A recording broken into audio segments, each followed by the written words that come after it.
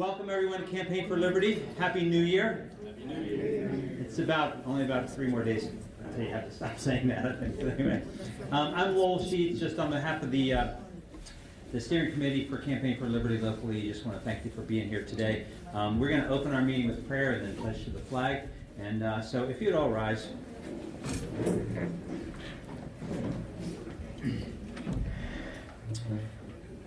Dear Father, we thank you for this day. We thank you for life and health and breath and for freedom, especially for freedom. We know that all good gifts come from you and that all our rights come from you, not from government. And we just thank you for your love for us, for your grace and mercy toward us. Help us to be gracious, loving, and responsible toward each other, toward our families, toward our government. In Jesus' name, amen. I pledge allegiance to the flag of the United States of America and to the republic for which it stands, one nation, under God, indivisible, with liberty and justice for all. You may be seated. How many people, this is your first Campaign for Liberty meeting? Oh, okay. Awesome, Brett. All right, good, great. Let's give him a round of applause. That's good, I like that. Al's got the right idea. Anyway, I'll just explain how things work here. We have Jerry in the back, who's our gracious host from Knights of Columbus. He has, hey Jerry, he has coffee, tea, sodas, wine, beer, and maybe even some mixed drinks as well. So just treat it like we're having a meeting in the 1700s in the tavern. If you need to go get a drink, just go get a drink. Just do it quietly. And like in the 1700s, don't let your cell phone destroy the meeting by ringing. So take advantage of that anytime you want during the meeting. If you've never been to Campaign for Liberty before, I'll just do a brief synopsis of what we're about. And it's right from if you haven't gotten one of these brochures, it's a great brochure to have. Basically, it says, our mission is to promote and defend the great American principles of individual liberty, constitutional government, sound money, free markets, and a non-interventionist foreign policy by means of education, issue advocacy, and grassroots mobilization. Like I said, we've got a couple of really good speakers talking about some very important things, and they're not here yet. And one of the things we're going to give away tonight, because we do giveaways for people who are brand new or people who invite brand new people, this is the Maryland Constitution and the Constitution of the United States of America, signed by Delegate Glass. And because our speakers aren't here, I'm just going to read you the Maryland State. No, just kidding. just kidding. Just kidding. Oh, there you go. Thank you very much. One thing I want to open up with, because we're going to be talking about gun control and some different things that are going on in the Maryland Senate in Maryland this year. Can you play the video? Can we do the video? I came across this today, and it was probably one of the most well-done videos about debunking gun control and homicide and do guns cause crime and that kind of stuff. And I just wanted to share it while we had a moment before our speakers arrive. Do you mind getting the lights, someone? This is our system. Just don't be in awe of our great system here. You know, every time there's a shooting in America, our moral betters on the left immediately ammo up the assault rifle of their rhetorical arsenal, namely our country's sick, twisted obsession with personal firearms, our adolescent psychosexual, dangerous and frankly embarrassing when facing our European film critic friends, American gun culture. So, hopping over to the ever-reliable Wikipedia, for example, we discovered that when it comes to per capita gun ownership, the USA does in fact top the list in glory. When measured as the number of guns per 100 residents, the US comes in first at 90. 90 guns per 100 residents. Evidence for the progressives on the left that they do in fact live in the murder capital of the world, because when it comes to gun ownership, America is number one with a bullet, with by far the highest per capita gun ownership in the world. 90 guns per 100 people is half again more than the number 2 spot held by Serbia with 58. Now, all we have to do to prove the left-wing progressive weenie case for banning guns is to do a quick search for the per capita murder rate. And sure enough, leading the number 2 country, again by about half again more, with 90 murders per 100,000 people is Honduras. socialist gun-controlled Honduras. Because even though America has by far the highest per capita gun ownership rate, we do not have the highest per capita murder rate. And unfortunately for the progressive leftist argument, we're not second either. Or third. In fact, when it comes to per capita murders, Team USA didn't even make the top 5. As a matter of fact, we didn't even make the top 10, or the top 20, or the top 30, or the top 40. We're not in the top 50 per capita murders. Gun Culture America is not in the top 60 nations in terms of per capita murders, or the top 70, or even the top 80, or the top 90.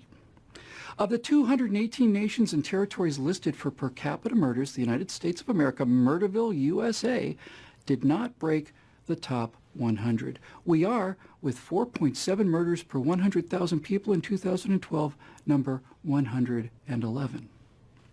111th place puts us near the top of the bottom half of all the nations and territories in the world when it comes to total per capita murders, and virtually all, if not all, of those nations ranked higher than us are big state socialist utopias with stringent gun control laws. How tragically disappointing that must be for our moral superiors, and unfortunately for the left, it gets a lot worse, because 111th place, America's murder rate of 4.7 per 100,000 citizens, is artificially much higher than it should be, because it includes so many deadly, murderous, toxic places like number 1 on the list of highly gun-controlled, democratically governed since the Stone Age murder pits like Detroit, Michigan. Detroit, with strict gun control laws, has a per capita murder rate of 54.6 murders per 100,000 citizens. If Detroit were its own country, it would just beat Venezuela for second as the most murderous country in the world, behind Honduras.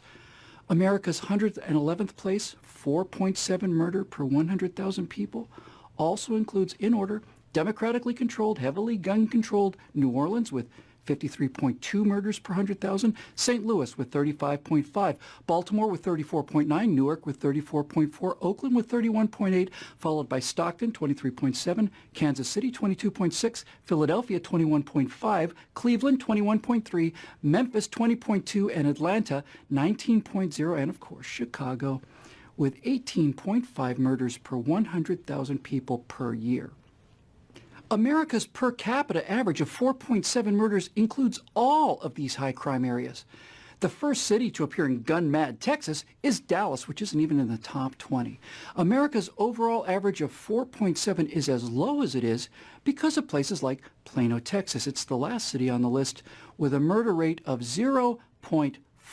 Now, having been to Plano, Texas several times, I can tell you with confidence that virtually every home in Plano, Texas has an entire arsenal of AR-15 assault rifles, semi-automatic shotguns, 30-06 hunting rifles. They got 45s, 357s, they got 38s, they've got 9mm. They have an assortment of 22s for the kids to practice with, not to mention every species of tomahawk, bowie knife, hunting knife, jackknife, bayonet, switchblade. They've got pointy rocks, they've got sharp sticks. The per capita murder rate in Gun Nut Central is 0.4 per 100,000. If the United States of America as a nation had the same murder rate as Plano, Texas, we would not be 111 out of 218. We'd be 211 out of 218, well below Switzerland at 0.6, half of Germany, Spain, and Denmark at 0.8 murders, and well below half of New Zealand, the Netherlands, Austria, Italy, France, and Australia. If all of America had the murder rate of the gun nut capital of Gun Culture USA, Plano, Texas, then America's per capita murder rate would be 1/4 of those murderous, violent, rampaging, death-worshipping Belgians with their horrific 1.6 murders per 100,000. So, maybe it's not the guns. Maybe it's the people holding the guns. We now return you to your regularly scheduled programming.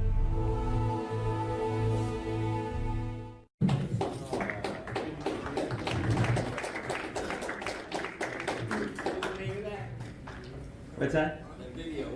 That's Bill Whittle at Revolt Nation, and he also does a lot of videos for PJ Media. Bill Whittle. I don't think there's an H, but I can't. Is there an H in there? in his name.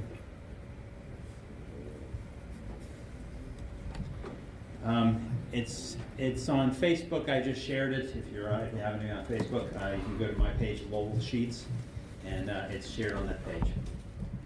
Someone shared it with me today. Anyway, I just thought that was quite interesting. We're going to be talking about SB 281 later, so I thought it was just kind of timely. Our other speakers aren't here right now, but this is someone that you need to applaud. Great. Yes? Okay. Is this Eric? Nothing like walking in. Nothing like walking in and going right on. Relax, sit down for 2 seconds, and then I'm going to introduce you. That'll work. Are you okay with that? Perfect. Are you okay with that, Christine? Okay. Perfect that we actually did a little introduction with Bill Whittle's video about the low homicide rate in the U.S. compared to how many guns we have per capita. So it's quite an interesting thing. If you haven't seen it, Eric, it's something that you might want to check out. Eric Roby is, you are the Director of Legislative Affairs and Special Projects for the Sheriff's Office? Correct? Okay. The internet is right. Sometimes you can believe what you read on the internet. Just don't believe the paper. He has an extensive background in local government and consulting. He's been chief of staff for other county executives. So I'm just going to let him jump right into our topic on SB 281 and what's going on with that. So thanks very much for being here. Let's give him a warm welcome.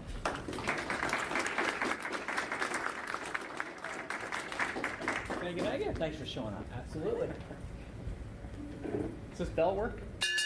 There we go. All right. Well, thanks for having me tonight, folks. Sheriff Gaylor sends his best. He had a previous engagement tonight. We were supposed to have our detention center graduation, and we thought we were getting a blizzard, and luckily we got a little bit of nothing out there.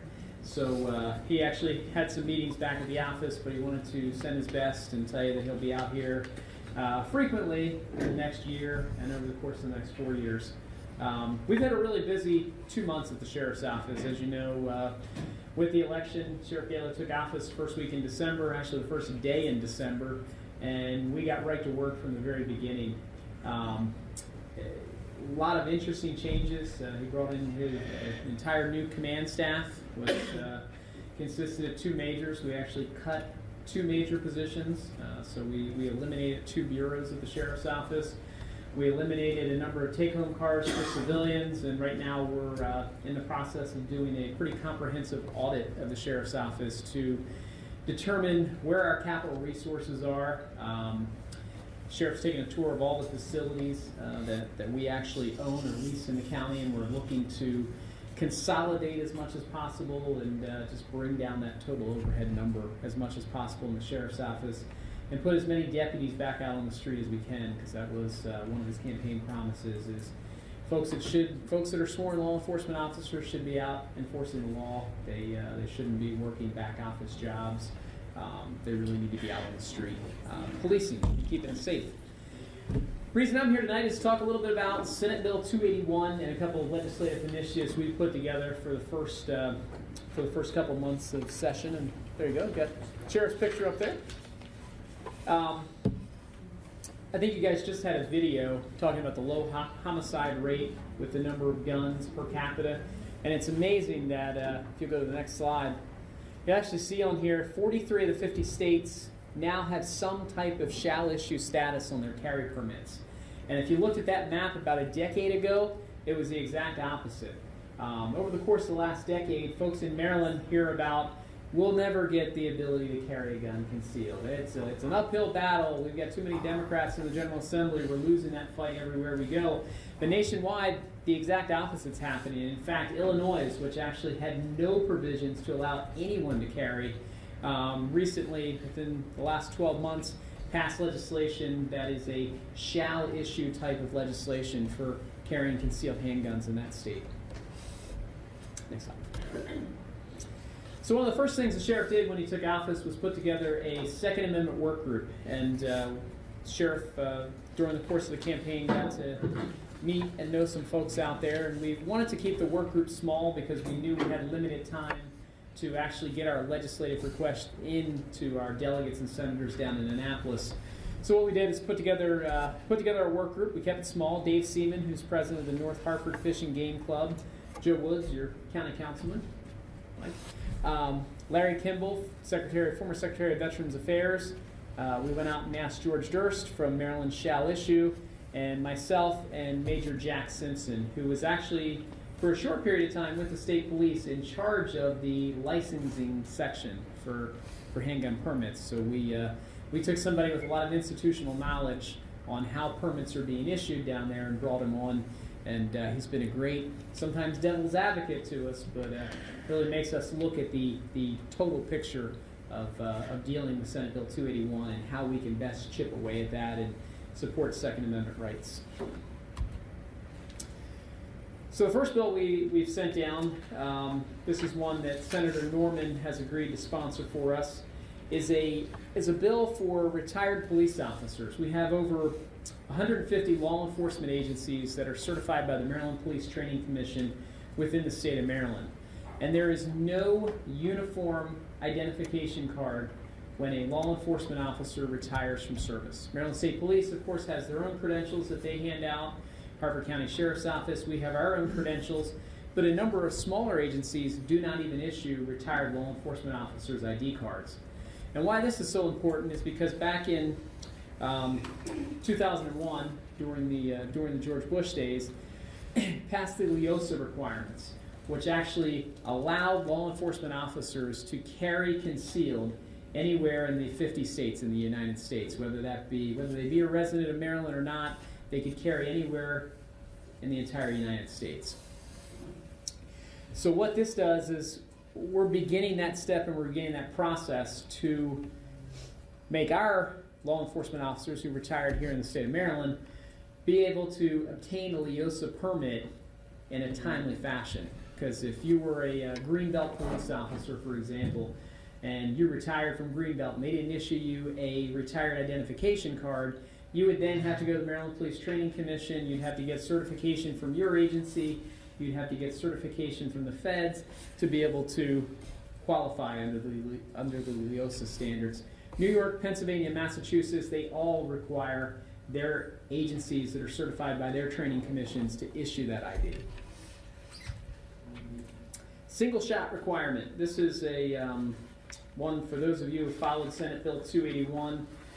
It's a requirement that I believe was actually put on there to limit the amount of people that could actually own a handgun in the state of Maryland. And the reason I say that is the single shot requirement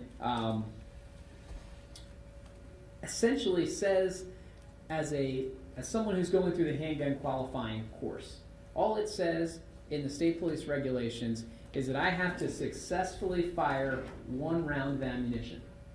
Doesn't say I have to hit anything. Doesn't say where I fire that live round of ammunition. Doesn't say I have to load that one round of ammunition myself. It just says I have to pull the trigger and fire that live round of ammunition. And what that does is it makes it so that if I'm a qualified handgun instructor, I can teach the entire course. But unless I have access to a firing range or to a property large enough where I can actually take that student out there and have them fire one live round of ammunition, I can't successfully complete the requirement. So it's either going to do one or two things. It's going to make folks skirt around the issue and fire into a sand barrel, for example, which isn't safe. Or it's going to take handgun qualified instructors out of the equation, which is going to limit the amount of people that will actually be able to apply for and obtain a handgun in the state of Maryland.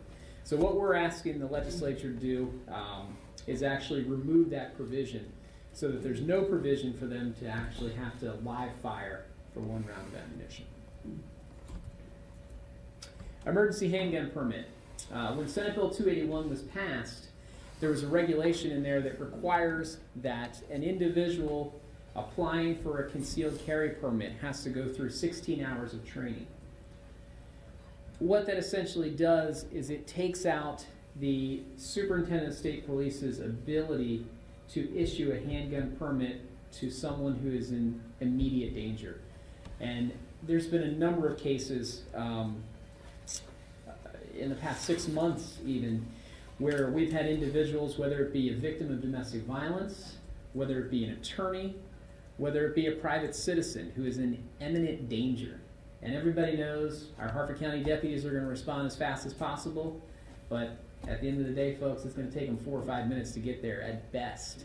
And in those 4 or 5 minutes, you can lose your life by a gun, by a knife, by a physical altercation.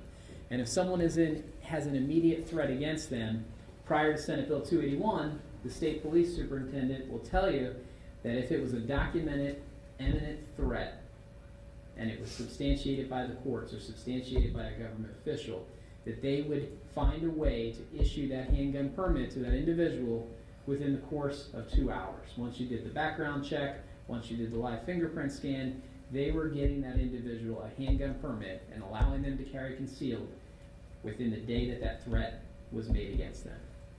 So with this, the requirements of Senate Bill 281 says you have to, it's mandatory, you have to go through 16 hours of training.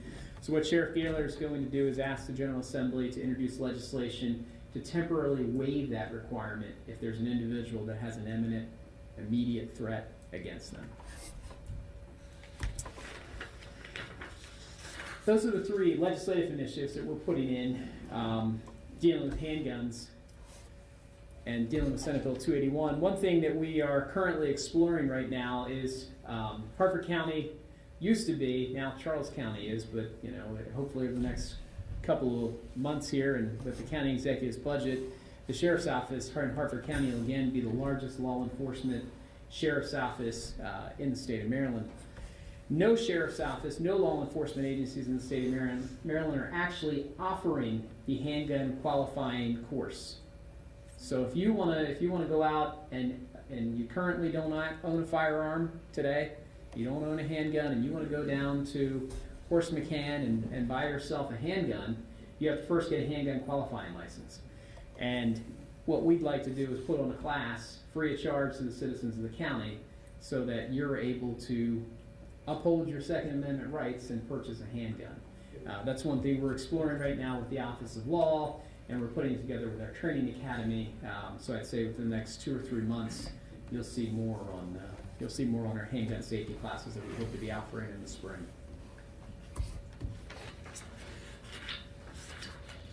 Just a little bit off of Senate Bill 281, the Warrant Intercept Program. This was a program that was started by Sheriff Ron Bateman down in Anne Arundel County.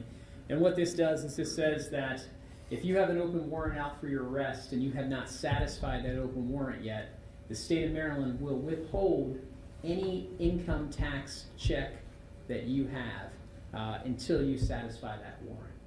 So they've seen a success of 200 to 300 open warrants that they've been able to close just by holding that income tax check. That money's still yours as long as you satisfy that warrant.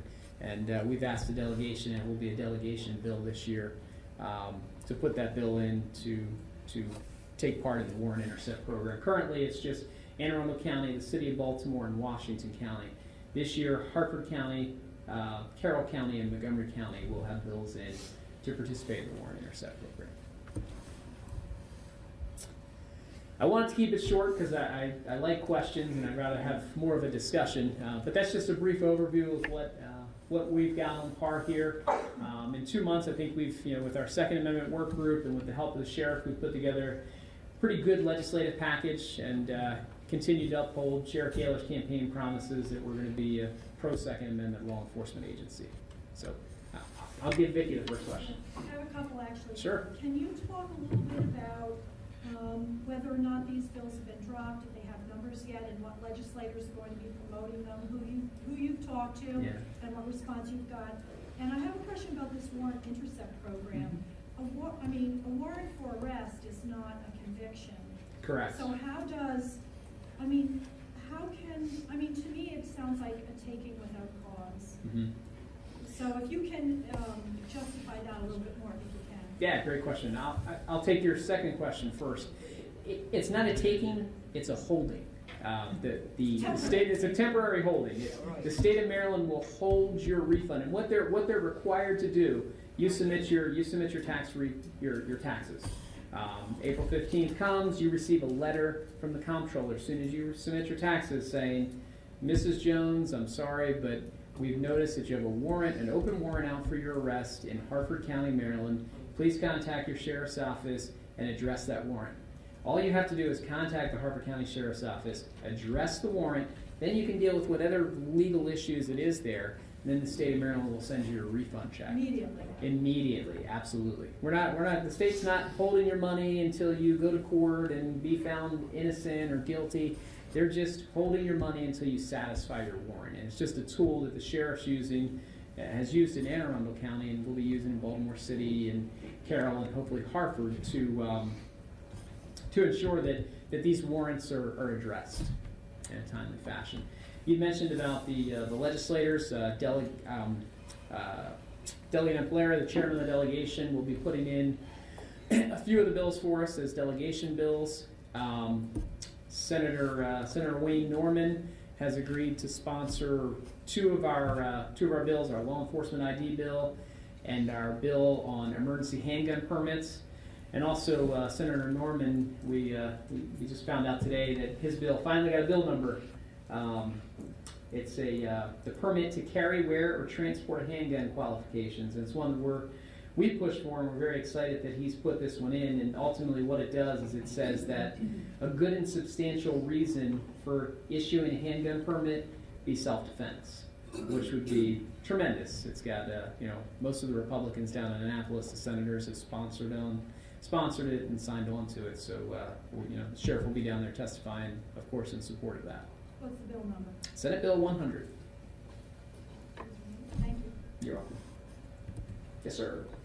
Is there any effort to gain support of other county law enforcement agencies to promote this legislation?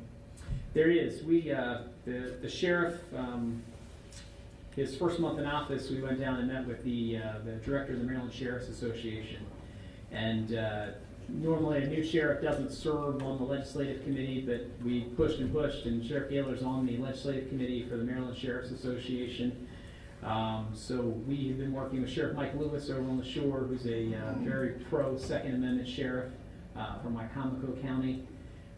We're also looking at a couple of the other sheriffs newly elected in Carroll to join us in our efforts. Sheriff Adams up in Cecil County is supportive of our law enforcement ID bill, and also has expressed his support for the emergency provisions for the handgun bill.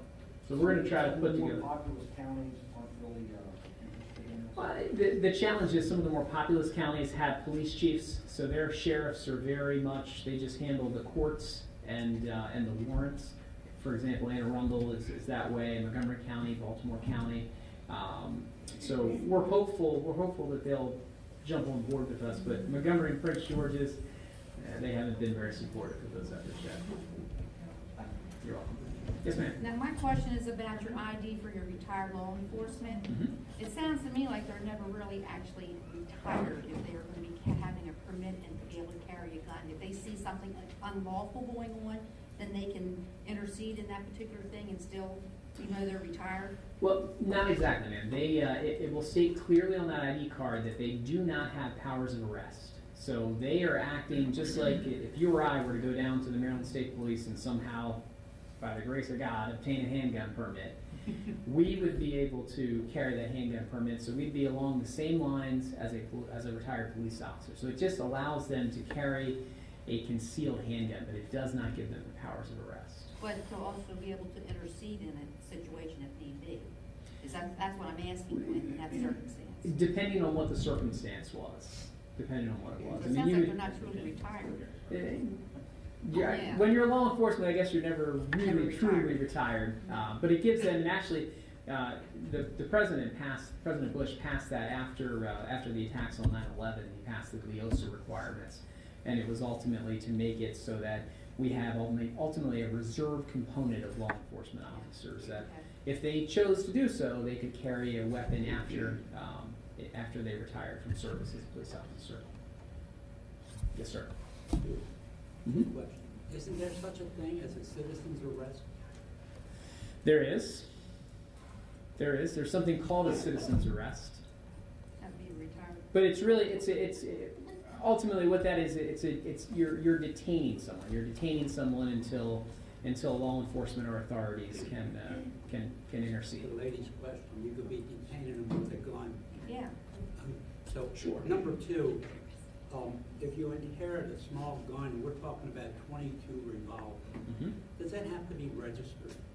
If you inherit it, Inherited, somebody died and that was part of their, Now, that was part of Senate Bill 281 that said if you're inheriting that weapon, and there's legal terminology to go through there, but if you're inheriting, say you will it to your grandson, you will that weapon to your grandson does not have to go through the same requirements that if I were to go down to the gun shop and purchase a handgun, I'd have to become handgun qualified. So he would not have to qualify. He can inherit that weapon from you and not have to go through the new HQL requirements. but I'm assuming that it had never been registered because That's it's a very okay. old gun. That's okay. Okay, That's thank you. okay. Mhm. 8%. Yep. Yes, sir. Are there any other agencies in the police that can be qualified for this type of permit, such as a veteran from the Army? LEOSA requirements, they do allow that. Like, for example, I'm an Air Force veteran, and I was a military police officer in the Air Force. And had I done 10 years, I could actually, I only did 4, but I could actually qualify under the LEOSA standards to apply for and obtain a handgun permit. So military veterans that had arrest powers, if you were an MP in the Army, if you were a security police in the Air Force, MP in the Marines, and did 10 years, you could actually qualify under the LEOSA requirements to obtain a handgun permit to carry. Regular military, I don't believe it falls for regular military just yet. So suppose you are a military person that has served in combat, Mm-hmm. such as I, Mm-hmm. and I can use an assortment of weapons Mm-hmm. proficiently. And the thing of it is, well, I'm old now and I might not be as aimless to it, but I know how they function. Does that qualify for that class? You wouldn't qualify under the LEOSA standards or federal LEOSA standards, but what you would qualify under is you would qualify that you would not, for example, me being retired military, if I wanted to go purchase a handgun, I already have a handgun, but if I want to go purchase another handgun right now, I would not be required to take that 4 hours of training under Maryland state law because I'm a military veteran. So you would be exempt from the training requirement that Senate Bill 281 enacted in 2014, but you would still you would not qualify under the LEOSA standards from the federal level. Yes, sir. Just quickly, looking at purchasing, how they require you to get your fingerprints as Correct. well. Yes. Are you gentlemen looking at that to, kind of put why?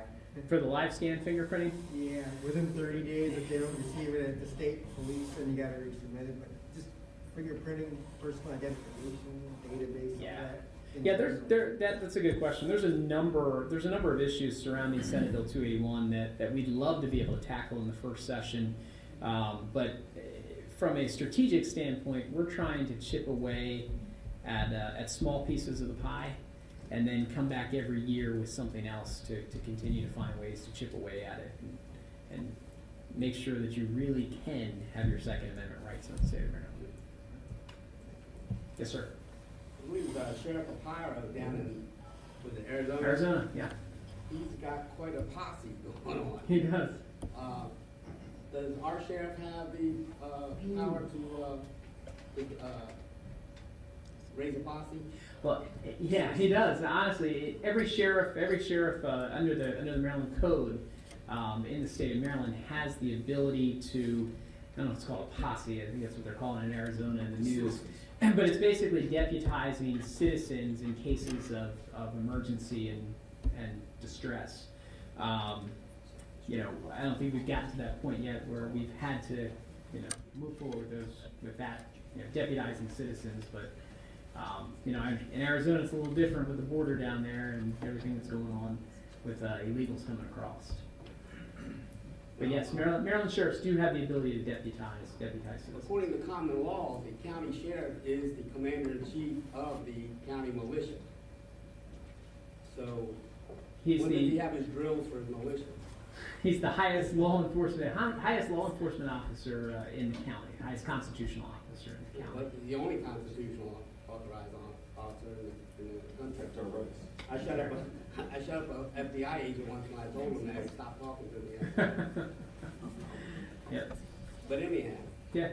he could raise pots, and he could start a militia. He could. Protect our rights. Yeah. Yeah. We could use them out at the convention center With too. 50 million gun owners, you deputize those, and you've got the largest army in the world. Absolutely. Absolutely. Yes, sir. I live out in the country, and I live quite a ways off the road, Mhm. and I'm also fenced in. To what extent can I protect myself legally? To what extent can you protect yourself? You know, you as what I always like to say is you as a private citizen, I guess you're talking about deadly force, correct? Yeah. Okay. Well, if someone is attempting to use deadly force against you, you have the right and the ability to use deadly force against them to protect yourself. Now, what that means is very subjective, and it's very, there's a number of legal issues that go along with it. But essentially, if someone's on your property with intent, capability, and opportunity to do harm to you or to your family, you have the right to use deadly force against them.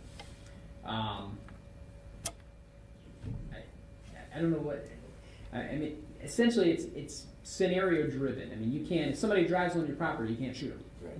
But if they drive onto your property and have a knife and they're from me to you, from where they are, you have the right to use deadly force against them. But if they come inside my gate and kill my dog, I feel that I'm in danger then.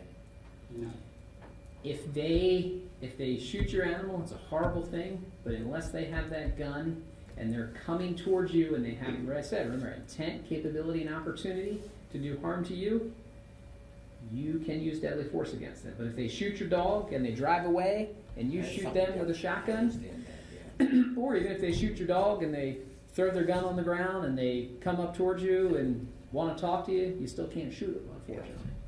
But if they're trying to do harm to you, you have the right to protect yourself. Invite them in, have a glass of lemonade. You just shot my dog. Yeah, I know what you're saying. Yeah. When they're fleeing. Exactly. You can't shoot them when they're fleeing. Exactly. Once they've lost that capability to do harm to you, you can no longer do harm to them. So it's kind of the scenario we always played in the military. If someone comes in and shoots up the mess hall and runs out the door, you can't shoot them in the back, unfortunately. So. Yes, sir. That's right. It's been around. Real simple question. Moving in from out of state, is already on a handgun.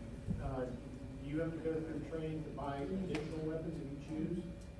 You already own a hand? Yes. Yes, you would. Under state law currently, you would. You'd have to go through a handgun. Now, if you're buying a long gun or something along those lines, you would not. Anything, any weapon? Yeah. Okay. Yes. For the $64,000 question, I can't get anybody who can give me a definitive answer.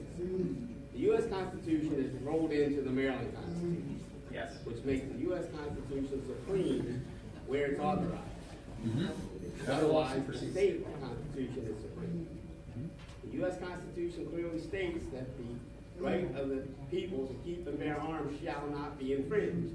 Correct. There's nowhere in the Maryland Constitution that addresses that at all. Correct. Now, where does the state get the power to keep me from buying a gun and walking around with it? Where is that? Because if the law states that it is not delegated to the federal government and it's not in the Maryland Constitution, it belongs to me. Yeah. So The my courts. question is, Well, why are they violating my constitutional rights and my goddamn rights? and that's why Sheriff Gaylor completely agrees. Well, that's why I voted with for him. I know he understands. Yep, we do. We support it, and unfortunately, with the General Assembly we have, we have to find ways to chip away. Going in there with guns a-blazing to try to repeal Senate Bill 281, unfortunately, isn't going to happen. But we think we can chip away. I mean, Senator Norman's bill. I mean, if this bill passes somehow, and a good and substantial reason to carry a handgun is self-defense.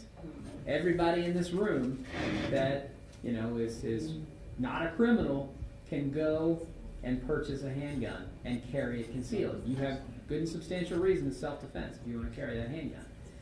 So, I mean, this would be a great one. Senate Bill 100, sending letters to your delegates and senators, pass Senate Bill 100, and we wouldn't have to worry about some of the legislation we're putting in. Right now, money's more important than lives. If you have cash deposits, you get it. Correct. Right. Correct. And if you own a business and you transport, but a lot of those permits will be very subjective, and you're only allowed to carry that handgun when you're transporting your currencies from your business to the bank. So other than that, if you have it on some other time and you're not transporting your money to the bank, you technically can't have that. So I gotta leave a gun in the bank bag when I leave the bank? You're coming from the bank, so Okay. when they stop you, you're always coming from the bank. Even if it's 1 o'clock in the morning, you're coming from the bank. They have a You made a Dropbox. night deposit. That's right, you made a night deposit. The bank has a Dropbox. That's right. That's a Dropbox. Yes, sir. I'd just like to, I have a question, like Yeah. clarification. It's my understanding that SB 281, if you had say an AR-15 or a Mini-14, and you went to Delta Peach Bog, you were going shooting. It's my understanding that if you bought that prior to SB 281 going into effect, if you took it out of the state, if you can't bring it back into the state, that it's a felony charge. Am I correct in that? Now, when you say take it, so if you're going to Virginia or you're going to Pennsylvania to trap shooting, you bring it back in the state? I don't. understand was part of SB 281. Was it in there? That you're a felon, you're committing a felony offense. If you take that out of the state, you cannot bring it back into the state. I was down there for I don't remember that, to be quite honest with you, but that's. I had seen that on the Maryland uniform, which is why I wanted some clarification on that, because to me, I mean, that's a blatant violation. Yeah. Of our Second Amendment rights, and I think that that's something that needs to be addressed, be it by, Sheriff Gaylor or, Senator Norman. I mean, if you're going to a shooting competition, a 3-gun shooting competition or something along those lines, out of state, you bring it back into the state, and now you're a criminal. I mean, this is property that you legally and lawfully purchased. Yeah. Yeah, I kind of remember the provision if you were to move. For example, if you were to move to Virginia, you'd bring your weapons with you. You'd register your weapons in Virginia. And then you'd move back to the state of Maryland, that then you could not bring that back in the state of Maryland. But I don't remember the provision for if you take it for shooting or hunting or whatever you're doing out of state and then bring it back in. But if you give me your number, I'll check on it. Maryland Shell Issue has it all laid out really nice. Yeah, And it's, they do. the H bar is the only thing you're allowed to bring back. But if it ain't an H bar, you can't bring it back. Really? Yep. Even if you're just going out Even for a if you just shooting want to visit a competition? friend or Wow. target practice, That's insanity. Wow. I'll get an you answer. might put a grenade launcher on the end, so. Or you might get a magazine that's a higher capacity. But then it's illegal to bring that back. Yes, sir. Take one more.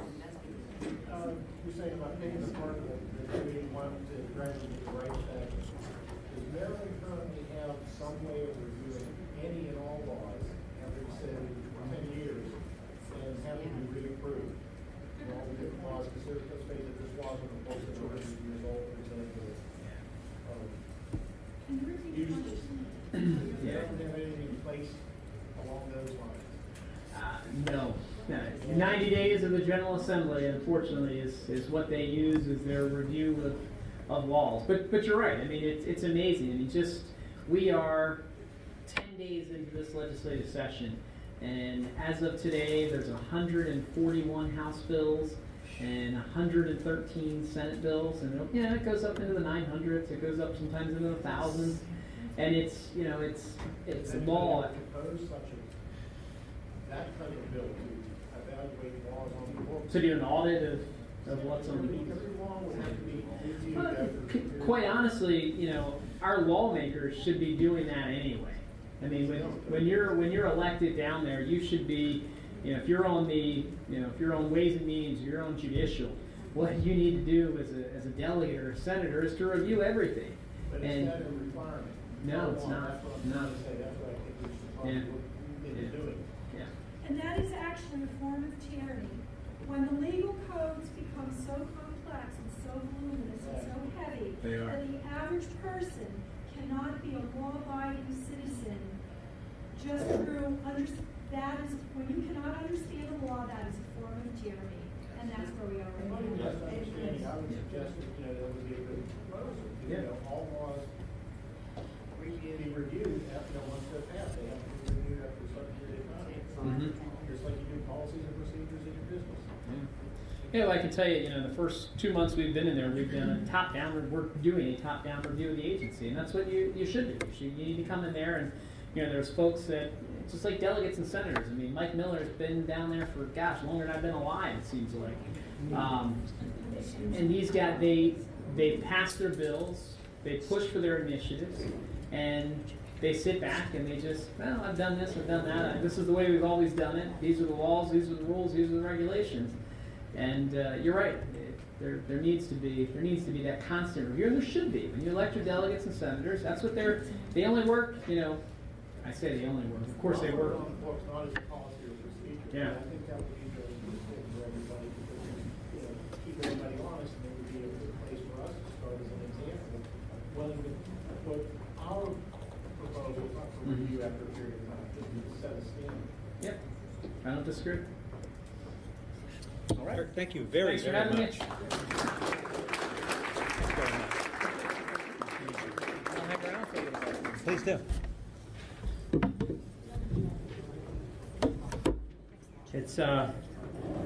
It's refreshing to have someone that's working for us a little bit here. Okay. Oh, excellent. Okay, a little more stuff. Okay, we're going to jump right into our next item, which is an action item with Vicki Seitzinger.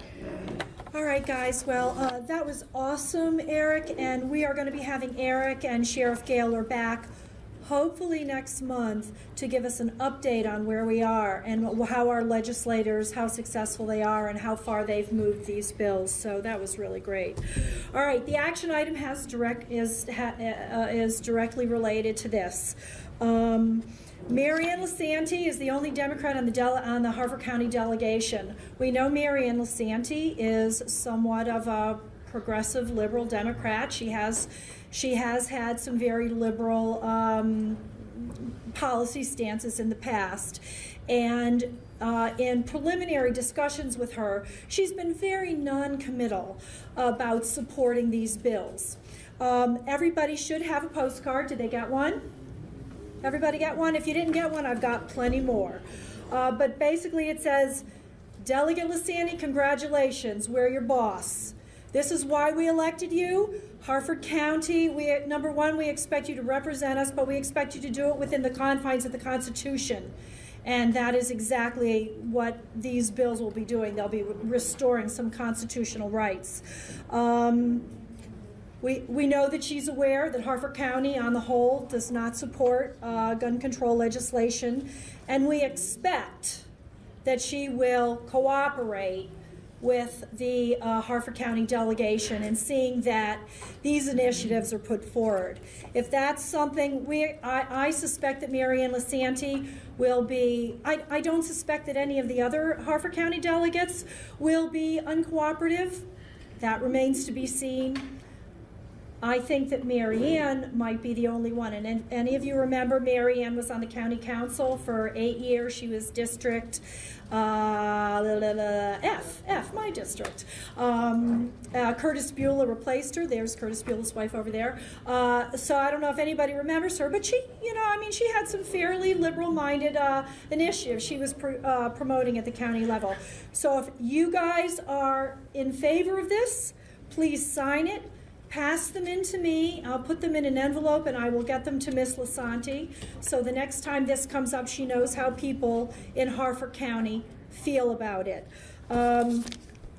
Right to bear arms. No. We don't need a return address because I'm going to be mailing them all for you. You got proof you're from Harford County. Pardon me? But I'm from Baltimore County, so I didn't fill one out. I don't care. Just put your name on it. Oh, okay. She works for you too. She works for all of us. We all pay her salary. Now, some of you may have friends or family at home. Some of you may have friends or family at home that would like to see this legislation go through. How many of you have those people? How many of you know 5 people that would like to sign something like this? Let's see some hands. Okay, pretty much everybody in this room. After the meeting, I want all those folks to see me. I'm going to give you 5 more. And if you've got a pen, actually, you know what, I don't have the address on me right now, but I will give you the address, and you can give it to your friends, and you can self-address these envelopes for Mary Ann. At the front of the desk where Sharon and Sylvia are, we've got these, the right to bear arms. It says, "Once lost, freedoms once lost are never regained." And people, this is what we're all about, regaining some of these freedoms, because if we don't act now, they will be lost. And as you read this brochure, some frightening things will jump out at you. Hitler's plan, gun registration. Somebody had a question, my husband, my brilliant husband, about being fingerprinted. That's, you know, they're registering us, gun registration. Hitler registered people with guns so he could keep track of his political opponents and confiscate them when it came time to come to power. Millions and millions of people, more people are killed by their government than anything else. Genocide. Right, so we need, you know, we don't have guns so we can shoot rabbits in the backyard. We have guns so we can protect our freedoms. So hopefully everybody will sign these and see me in the back for a packet to take home to your friends, all right? We ain't playing. Thank you, Vicki.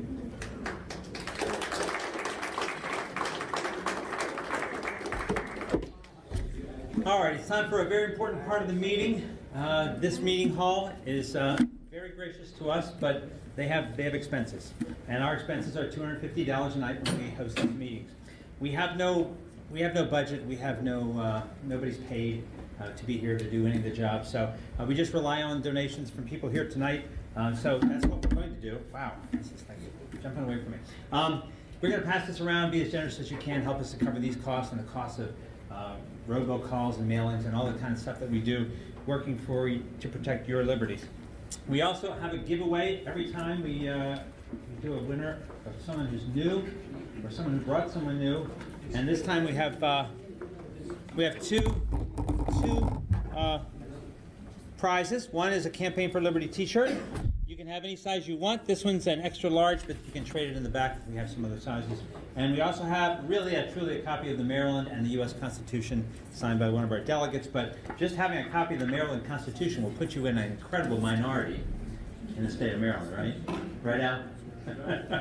So you'll be one of the few. And if you read it, you're even a better minority. You're in a huge minority. All right, and the winner of either one, you pick whoever gets the first. 275 is the winner. You pick whether you want a T-shirt or the Maryland Constitution. 275. Brent. All right, come on, get whatever you want. And 277. 277. 277. I don't want to take what they want. Who's 277? Take the shirt. Do you want that? Do you get this? All right, yeah, all right, thanks. Thank you. 277. Somebody is 277, all right. The next winner is 276. All right, there you go. You get the book and something to put money in. Pass that around if you don't mind.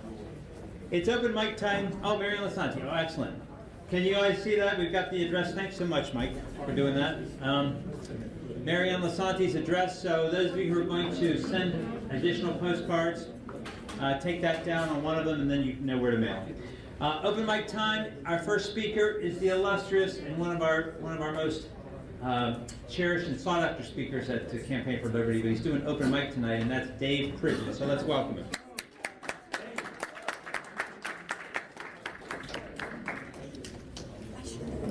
So I went to the county council to speak on the hotel tax and had 3 minutes, so I thought I would relate what I said about the hotel tax. A lot of people feel a lot of different ways around this. A lot of people feel that, hey, it's somebody else paying the freight, so it's okay to tax them. You know, it's okay to tax a family that's coming with their kids down I-95 on vacation. So, of course, they ran out a study, okay? They always do a study. And this study was originally put together at the behest of David Craig, but you know, I just get tired of this crap. And what I said to the council was, I wanted to relate some stuff about the study, So that's what I talked about. So here's my 3 minutes in front of the council. I'd like to address the study used by the Glassman administration to justify the new hotel tax. It was commissioned by the Greater Baltimore Committee, which is run by Donald Fry. Fry was on Martin O'Malley's transition team in 2006 and also on Baltimore Mayor Sheila Dixon's transition team. Fry has consistently supported tax and fee increases, then encouraged the revenue to be used for government expansion. The Greater Baltimore Committee for years has supported raising tolls, vehicle registration fees, and the state gasoline tax. The Greater Baltimore Committee produced the studies, then Fry would testify on them in Annapolis.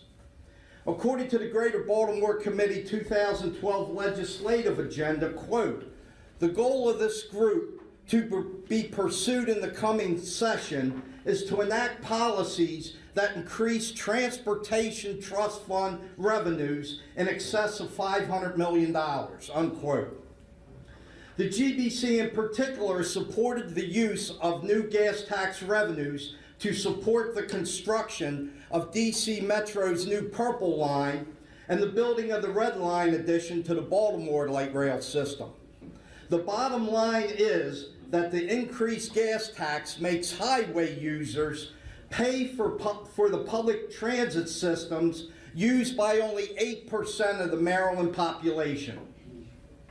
The Greater Baltimore Committee are Greens and supported and lobbied O'Malley's wind farms off Ocean City.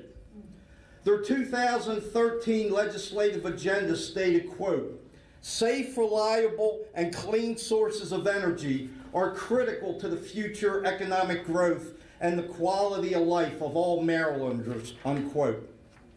Various papers produced by the Greater Baltimore Committee talk about, quote, sustainable development, unquote.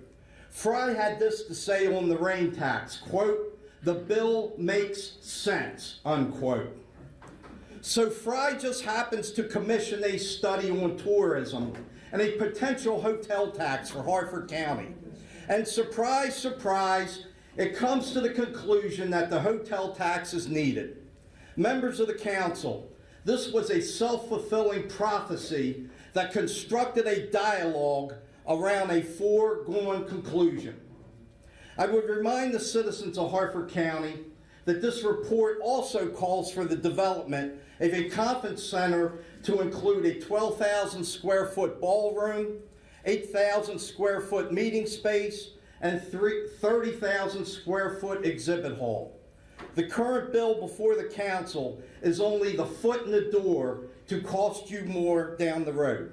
Thank you.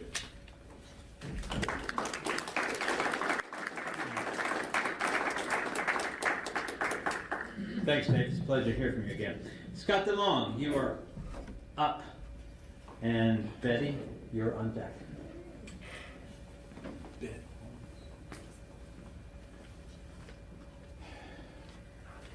Hey everybody, I just wanted to share a couple of thoughts, on the passing scene here and some things that have kind of been on my mind. Something that's really kind of been bothering me lately is the case of Dr. Andy Harris. And specifically the case of Dr. Harris is it's a whole bunch of different things, but primarily his most recent vote on the CR omnibus bill. Now, I don't know if y'all were paying attention to when that all went down, but how many people remember back in 2010 when the Republican Party said, oh, please give us the keys, we promise we'll be good, we're going to cut spending, and we're going to put all the bills up, and we're going to have 3 days to read them, and we're not going to have any non-germane issues shoved into bills. We're not going to do that stuff anymore. Those bad Democrats do all that stuff, and we're not going to do that anymore. If you please, please, please just give us the keys. And that nasty old Barack Obama, we're going to clip his wings. Well, it didn't quite work out that way now, did it? Nope. So Dr. Harris, despite lots of calls and emails into his office, voted for this CR omnibus bill. Now, I don't know if you have paid attention to this, but just some things that happen to be in this bill I find to be particularly egregious, not only against the principles of liberty, but also what conservatives and liberty activists and what supposedly the Republican Party says are their principles. Now, what this bill did, this bill increased the debt of the United States of America from January to September of this year, 9 months, by over $1 trillion. Now, it should be noted that Dr. Harris has been with John Boehner on every key vote, on everything that's gone through that Congress. They have given Barack Obama every nickel that he has asked for since the day that the Republican Party took control of the House of Representatives. This bill also funded Obamacare. This bill also funded the president's illegal amnesty. This bill also, interestingly, and I'll come back to this, increased the ability of donors by up to 10 times. So previously, an individual donor could give to a party $32,400. Now, an individual donor can give to a party or a party committee $324,000. So you thought we had trouble with having elections being bought and paid for before? Well, it just got worse. The other thing that this bill did that nobody is really talking about is it also repealed the Volcker bill. The Volcker bill was actually one of the few things about the Dodd-Frank bill that was actually good, because what it did was it made banks, too big to fail banks, not able to use their depositors' assets to cover their bad gambles in the market with the investment side of the house. So what this bill did, and what Congressman Harris voted for, was a $310 trillion bailout of the too big to fail banks with their exposures to derivatives. Derivatives in things like junk bonds for shale oil exploration, and a variety of other foreign exchange derivatives, that they're exposed to, and all that kind of stuff. It also put $810 million for funding of the Syrian opposition, otherwise known as Al-Qaeda and ISIS.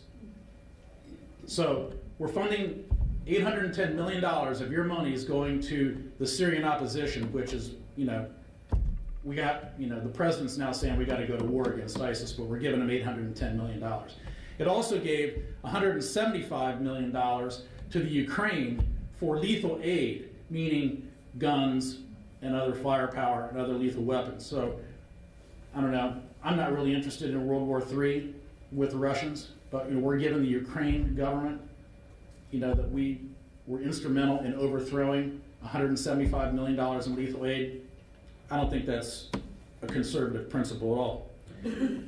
So when Congressman Harris comes to his town halls and he's talking about how, oh man, we're going to defund Obamacare. Oh man, we're going to be fiscally responsible. Somebody's got to throw the BS flag on this guy. And the next town hall that I go to, I'm going to do it. And people in this room need to start showing up. They need to start calling his office, emailing him, and holding him accountable. Because, we had all these tea parties in 2010, and, Congressman Harris was prominently at every single one of them. And oh, man, the Republicans bad, Barack Obama, although George Bush did a lot of the same stuff with the bailouts and things like that. What were all these tea parties for? What were all the people standing out in the rain and 40-degree weather for? We just voted to give these people, Congressman Harris, doing the exact same thing that happened previously that caused this meltdown and all this other bad stuff that's happening. Where everybody's against amnesty, but he's voting to fund it. So the other thing that he did recently, too, was he voted for the Intelligence Authorization Act, H.R. 4681. Now, you'd be interested to know that what this bill did was this gave the United States government, the NSA, the ability to spy and listen to every person's phone call in this room without a warrant. Previously, they had to pretend that they were going to a FISA court and getting a warrant, which they didn't really. But now, with this vote, Congressman Harris voted to have the NSA spy on you anytime that they want without a warrant, with no probable cause. Harris also voted for the Stop Online Piracy Act. He also voted for CISPA, which were both attempts of the federal government to get control of the internet. And I confronted him about this when he had voted for the CISPA bill at a Maryland GOP convention one time. And what his words to me were, well, Scott, you know, they can spy on you anyway if they really want to. I'm not making this up. So, the congressman has always been terrible on civil liberties, but now even the fig leaf has dropped away with regard to, you know, he's the fiscally responsible guy. And then finally, we have his vote for John Boehner to be the Speaker of the House of the Republican Party, yet one more time, the most spineless, limp-wristed speaker that I can remember. He has not done anything to oppose Obama's agenda. He's been with Harris has been with him on every key vote, and his lame excuse for his vote for Boehner was it was between him and Nancy Pelosi. Well, that is flat out wrong. Harris wants to be a cardinal on the Appropriations Committee, which is a subcommittee chairman, which is very powerful. Remember I talked about the vote to increase bills spending by donations to committees by 10 times? Well, when you get to be a cardinal on the Appropriations Committee, you get to rain cash on people. Lobbyists are going to rain cash on you, and then you get to rain cash on other people. And what that does is that makes you unbeatable, and you leave, like a Democrat, you leave office feet first. So, what we have to ask ourselves is this what we want? Is this what we voted for? No. Is this what we thought we were getting when we voted for this man? Congressman Harris took an oath to preserve, protect, and defend the Constitution of the United States, not to preserve, protect, and defend his seat on the Appropriations Committee. His job is to keep us safe, not to keep us safe, but to guard our liberty. We need to get out of this left-right paradigm. The choice is not between left, right, Democrat, Republican. It's between those who are going to enlarge tyranny and those who are going to stand up and protect liberty. And you need to confront the congressman on this. He needs to be primaried. He needs to be defeated. It happened to Eric Cantor, and it can happen to Congressman Harris, and it needs to happen to Congressman Harris if he doesn't change his ways. His ambition is not above his constituents. Thanks.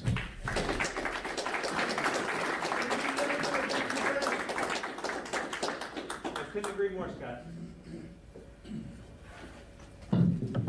Ditto, Scott, always. And thank you, Dave Pridgeon.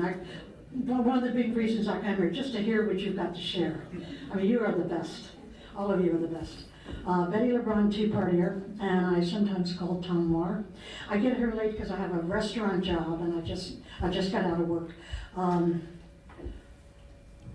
Piggybacking on what somebody said earlier, I think it might have been Lowell. Here's a famous quote, don't call it out right away. Quote, today will go down in history. For the first time, a civilized nation will have full gun registration. Our streets will be safer, our police more efficient, and the world will follow our lead into the future, unquote. 1, 2, 3. Who? Adolf Hitler. And I said that at the Maryland General Assembly before a big room full of people. And the people in the overflow audience loved it. They said they exploded in applause across the street. I said, Adolf Hitler, 1935, in front of der Reichsstadt. And I said, I'm not calling anybody Hitler. We have to do that, okay? But dictators get their start by disarming the people. So we have to hang in very strong. Let's put the heat on people. Email them, phone call them, go to Annapolis. I intend to. I was snowed out a couple times last year. I didn't make it over there. But I want to get in their faces and remind them they work for us. We pay their salaries. They're answerable to us. So we have to keep doing that. Call them. After the election, I was so furious with John Boehner. I call him every now and then. I'll say, this is Betty, a Tea Partier from Maryland. And I said, John, we won. Stop, you have snatched defeat from the jaws of victory. We won that election. It was a political earthquake, as Michael Savage said. It was an earthquake. Obama didn't get it, and a lot of, I'm sorry to say, the Republicans didn't seem to get it. And when I saw that picture in the Washington Times, I think, or Times, on a shelf at the Royal Farm Store, of John Boehner giving Nancy Pelosi a kiss on the cheek, I wanted to vomit. You don't do that. She's not just an opponent, she's the enemy. I'm sorry. Obama is the enemy. He wants to destroy this country. He's doing a pretty damn good job of it. And Boehner is cooperating with him. I called Jim Bridenstine. Ever hear of him? He's one of our heroes. From Oklahoma, he voted against John Boehner being named Speaker. John Boehner removed 2 people from Florida off important positions because they voted against him as Speaker. I said to the lady at Jim's office, I said, you are so lucky to have Jim Bridenstine. He is a real hero of ours. So remember that name. Call them, and when they do the right thing. I'm going to say finally, John Boehner did do one thing right. He invited Bibi Netanyahu to come and speak before the Congress. And His Highness Obama said he broke protocol. That's a bunch of bulldoggy. There is no protocol. He can invite anybody he wants, and they have made it known that Obama, Kerry, and Pelosi are going to boycott Bibi Netanyahu. He's the greatest living statesman in the world today, in my humble opinion. So let's uphold Israel and uphold Netanyahu. I wish I could be there. He's going to address Congress on early March the 4th, something like that. But get involved, call your congressman, okay? And go to Annapolis. Thank you.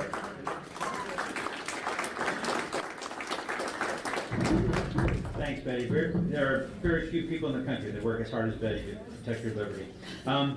Our next speaker, our last speaker is here. Is he not? He is. All right. Eugene Craig is here with us. He is going to let us know what's going on in the Maryland GOP and what's going on around Carroll County, all that kind of stuff. He's a grassroots activist. Not easy to say. 3rd Vice Chair of the Maryland Republican State Party, Clerk of the Court, Baltimore County. So welcome, Eugene Craig III.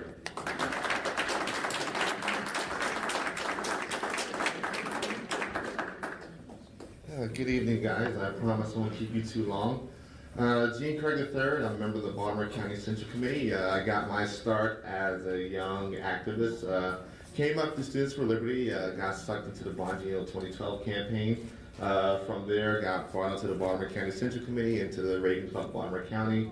Ran for Clerk of the Court, Baltimore County, this last cycle, and ran for 3rd Vice Chair of the MDGOP, and I was gladly able to win with the help of the nice grassroots activists, which I'm proud to be a part of.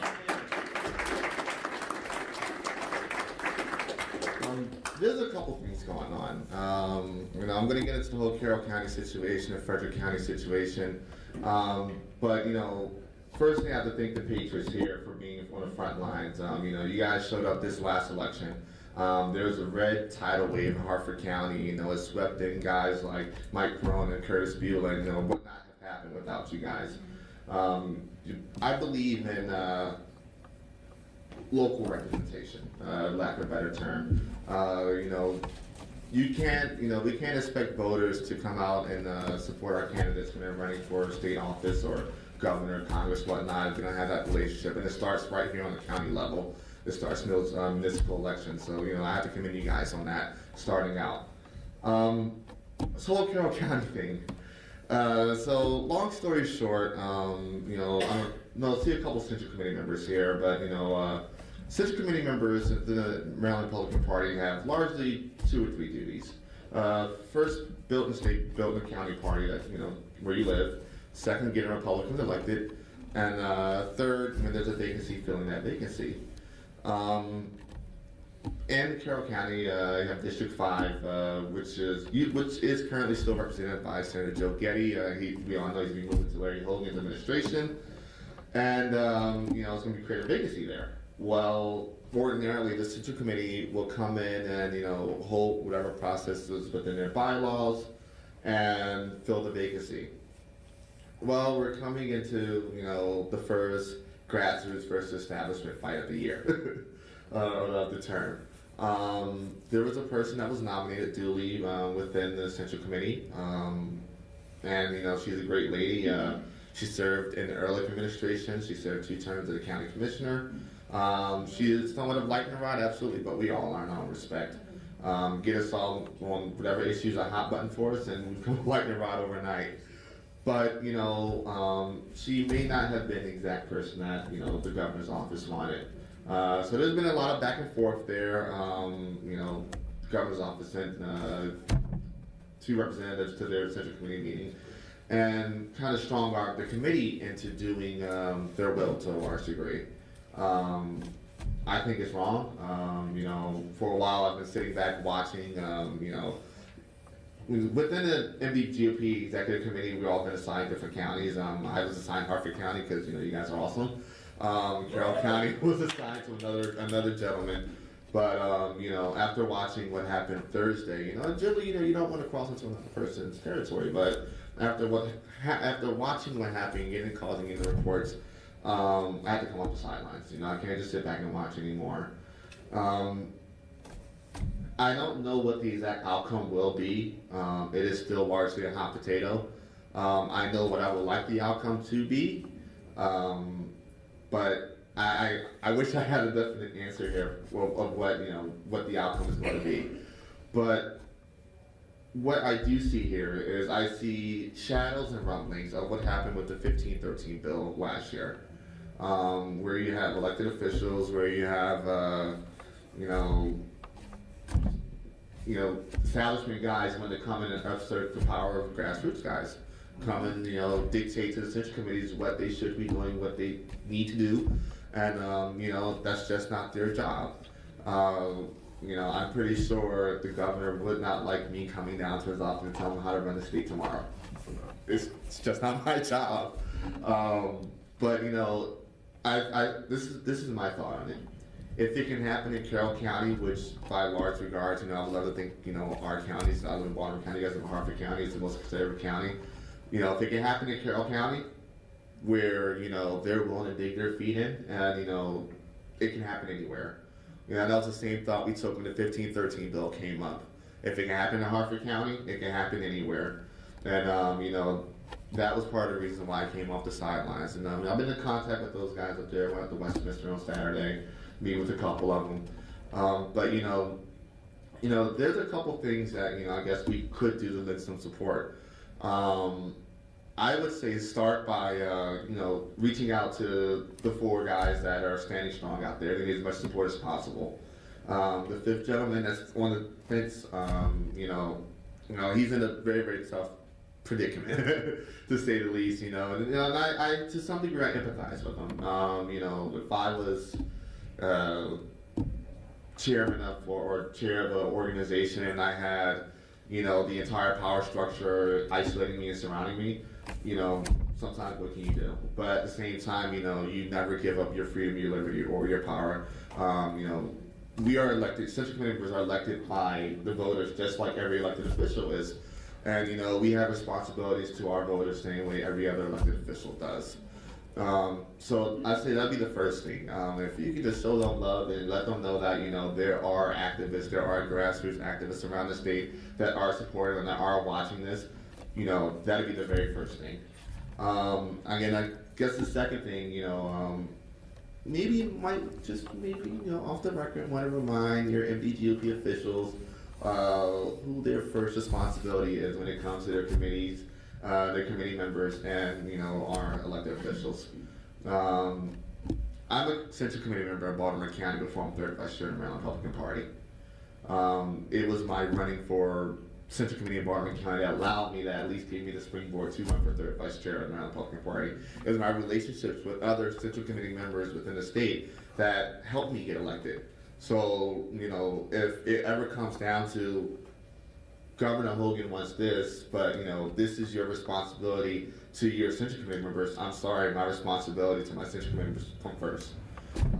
You know, we're in a peculiar predicament that we haven't been in a very long time in Maryland, where we have a Republican governor, somebody that has at least an R behind their name at the reins of power. And I'll say any day, I'd rather take a random R rather than a hardcore socialist dip.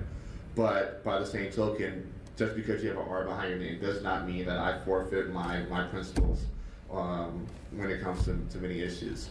So if I could, you know, suggest two things, lend as much support as possible in Carroll County. Because if it can happen in Carroll, I guarantee you it can happen anywhere else. You know, Frederick County, you know, dug their feet in. They said they're only submitting one name for a lot of these appointments, and Washington County is doing the same thing. But, you know, if it happens in Carroll County, what's going to happen is they're going to say, it happened in Carroll County, this is the precedent right here, and this is what we need to move forward. But, you know, I do believe in grassroots activism. I do believe in creating a tidal wave of support that can actually change things. But if I could suggest, give those guys some support and reach out to your MDGOP leadership and just politely, politely remind them, hey, this is your fiduciary duty. Your duty first is to your Central Committee members. Because 4 years from now, 8 years from now, when Larry Hogan is not governor anymore, the Central Committee is still going to be here building the party, still going to be here helping people get elected. It's going to be the activists that are on the ground. We wouldn't have a Republican governor. We wouldn't have had, at least for our Republicans in Maryland, a tidal wave of new elected officials and legislators if it was not for the activists that's been on the ground working for the last couple of years. So, that's my two pieces on my bit on Carroll County. I am excited about what's going on in Harford County. You guys are, I think, almost completely red. And happen to get some good Liberty guys in there, which means that we'll be shaping, at least partially shaping the debate and where the county's going to go. And I think it's a great opportunity moving forward for freedom and liberty because first I have a philosophy. First you stop the bleeding, then you start the healing. And stopping the bleeding starts with getting a couple guys that want to sound the alarm, and two that can put a stop to a couple things. And you build them in election from election, and you guys got some great guys up here, definitely Mike Ferrone and Curtis Beulah. And I'm looking forward to the work they're doing in the next a couple of years and moving forward. So I think you guys will take a couple questions from the crowd. Let's start with Scott. So who was the person that was nominated? Robin Fraser. Okay. And isn't it true that the committee nominated her, but that the establishment politicians in the governor's office and in Carroll County, like Sue Krebs and others, wanted Getty's handpicked guy, Justin Reddy, to be the guy? Absolutely. And isn't it true that Justin Reddy used to be a worker in MGDOP offices when they lost their political director last time? I'm not sure. That's one thing I'm not sure on. But yes, Justin Reedy is the guy that they want. Kind of the biggest open secret in Maryland at this point. The establishment wants him. They have their reasons for wanting him. But Robin was duly elected. She was duly nominated by the Central Committee. 5-4 vote, very close vote. I do know there's been loud voices on both sides. I do know the other delegates have been playing a hand in this. But, at the end of the day, the Central Committee took a vote. And, that vote was, the outcome of that vote was that vote. Now, in all fairness, I do know the Central Committee did come back, the most recent meeting and take a vote to reconsider, and they did, quote unquote, submit 3 names. Now, what comes of that, I don't know. But, one thing I'm going to try to do is try to, reach out to the governor's office and say, hey, look, we don't need a, this shouldn't be going on. They made their decision, you guys should respect it. And, but yes, that is correct, Scott. Let me go to Dave then come to. I just wanted to point out to people that this is a ongoing war that's going on here. And there's been 3 incidents here within, you know, the last year and a half or so. And what's going on is when, you know, ordinary people here now are running for things like Central Committee and are getting elected, and we're kind of bringing, you know, this no-nonsense point of view in that we want Republicans to act like they're conservatives and vote like they're conservatives. So what's been starting to happen is Central Committees are putting more pressure on the elected officials. Yep. So I just want to give you an idea of the kind of crap that's been going on, okay, to undo the Central Committees, all right? Terry Moore, who's currently the county executive in Cecil County, well, she was on the county council. So she got elected, so she's moving from county council up to county executive, all right? So theoretically then, the Central Committee's to appoint her replacement on the county council. But Terry Moore doesn't want to do that. So what's she do? She changes her party affiliation from Republican to independent. So now that removes the Central Committee, because the Central Committee can't replace somebody that's independent. They can only replace somebody that's Republican. So after taking all the money from the party to get elected county executive, she then declares herself independent, and oh my gosh, since she's county executive, she now gets to appoint who's going to sit on the county council. So that's what happened, and after it took place, what do you think happened? Terry Moore changes her party affiliation from independent back to Republican. So this is the kind of crap that we're talking about that's going on with the political class within the Republican Party. And then we saw what happened last legislative session in this county with the political establishment not being happy with the Liberty members on our Central Committee, and then coming up with House Bill 1513, which would have put every member of the House of Delegates from Hartford County onto the Republican Central Committee. So now they would be able, if all 7 of them gotten in, if that bill had passed, they would have had the ability at 13 votes to 6 to one by one vote off every member, every Liberty member of the Republican Central Committee, starting with Scott DeLong. And so this struggle continues now with the party trying to crack on the real conservatives up in Carroll County and say, no, no, no, we don't like your appointment. We want this person to be appointed. So that just kind of gives you an idea of the fights that's going on, you know, statewide within the party. So. And you know, we're working on a couple things to make things a little more level grounded. Well, at least I'm personally working on a couple things to make things a little more level grounded going into 2016. But I guess my thing would be going into 2016, you're going to start seeing a lot more of this, especially when people start jockeying for RNC delegate slots and a couple other things. So just keep that on on your minds.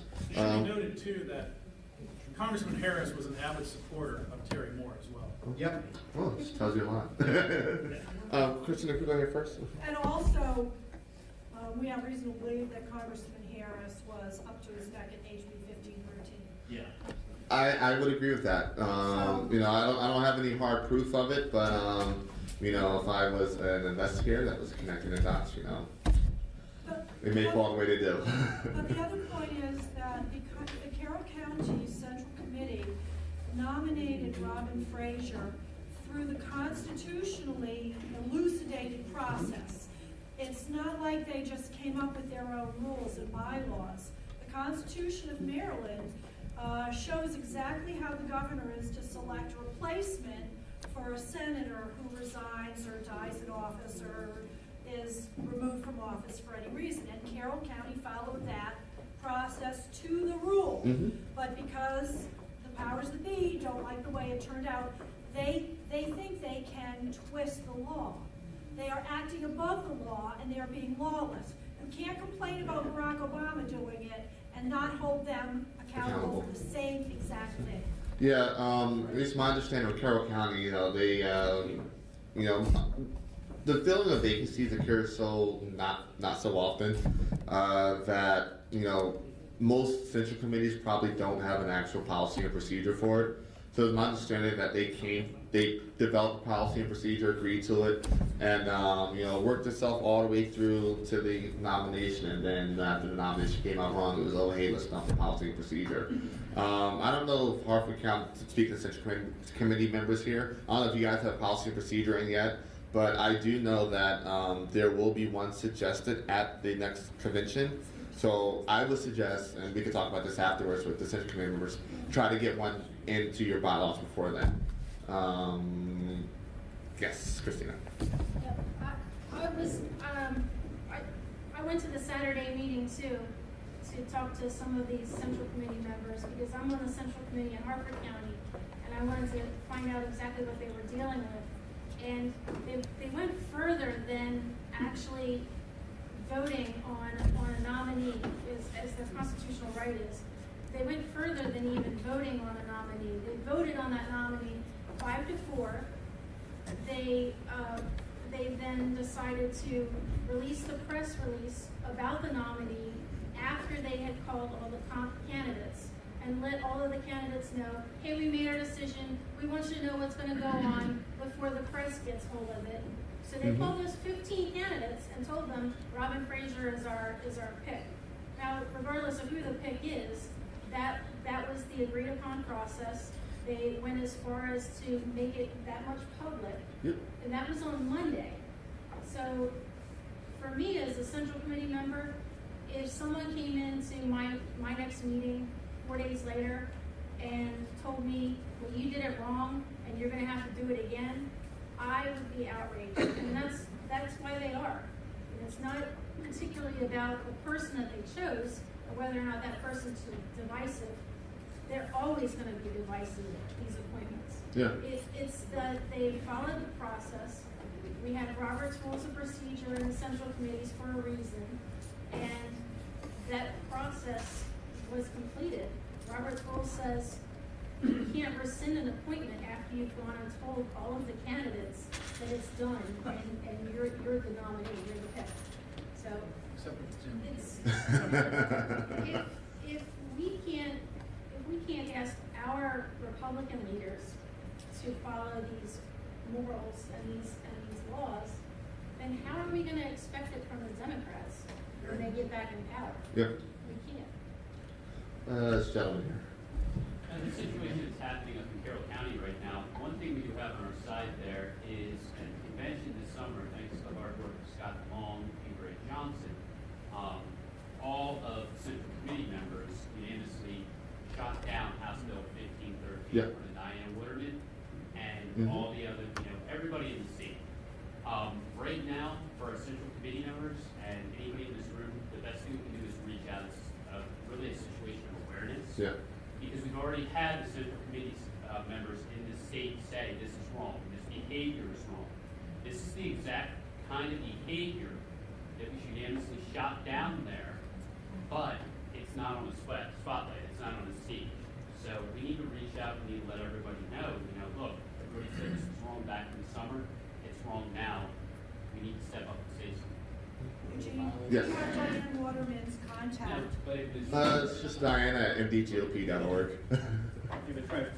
Eugene, who are the 5 guys that were in favor of Robin that need to have some support?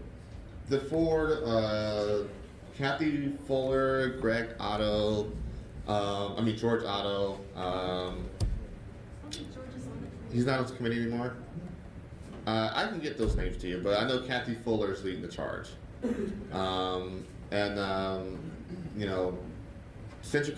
Central committee members, if you guys can reach out to Dave Jones, that'd be wonderful.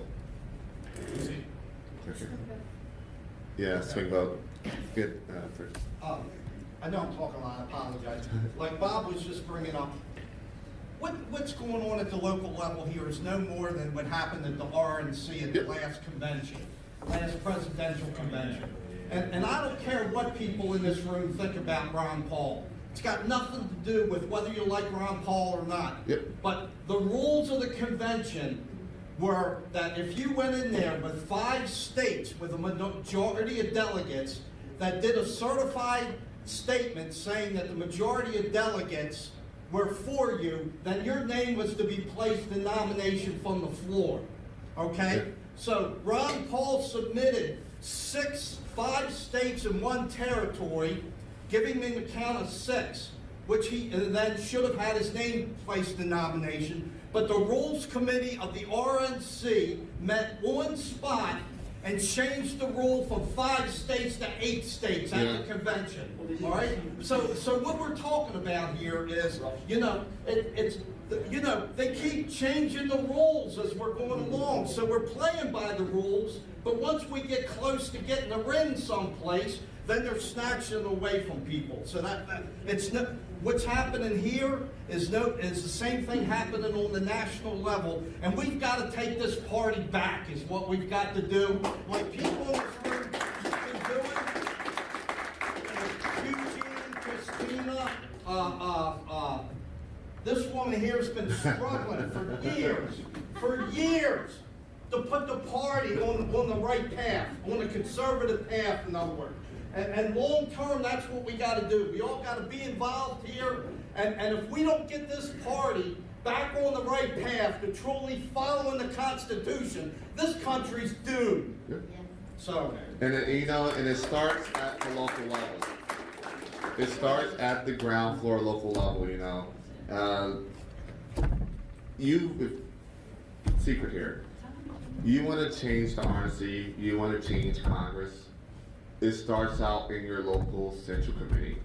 It starts out having a majority or a working minority within your local central committee where you can put your ideas forward, where you can, right some of the wrongs that have occurred within the party. And I'll play this. The state party is made up of all the local central committees within the state. So if you walk into the state party with a weighted majority of all the local central committees within the state, you can then, put forth your agenda, your ideas, the things that you want to see done, and it can be implemented because you have the votes. But it ultimately comes down to your local central committee. I know we often get caught up in a lot of the big races, a race for U.S. Senate, a race for Congress, race for governor, even county executive. But to me, the most important election in the primary day is the race for central committee. Because that's going to determine the direction of the party for the next 4 years. One thing that Dave asked me to mention is that rules change that he just mentioned came right out of a Maryland MDGOP National Committee member, Lewis Pope, who was instrumental in seeing to it that your grassroots voice was ignored. And they didn't stop there. They continued to work on rules that will alienate and minimize the influence of grassroots activists and puff up their own importance and their own strength and their own power and keep themselves in office. It's disgusting. Yes. Lawlessness breeds lawlessness. Eugene, thank you appreciate it. so much for joining us. Thanks for coming.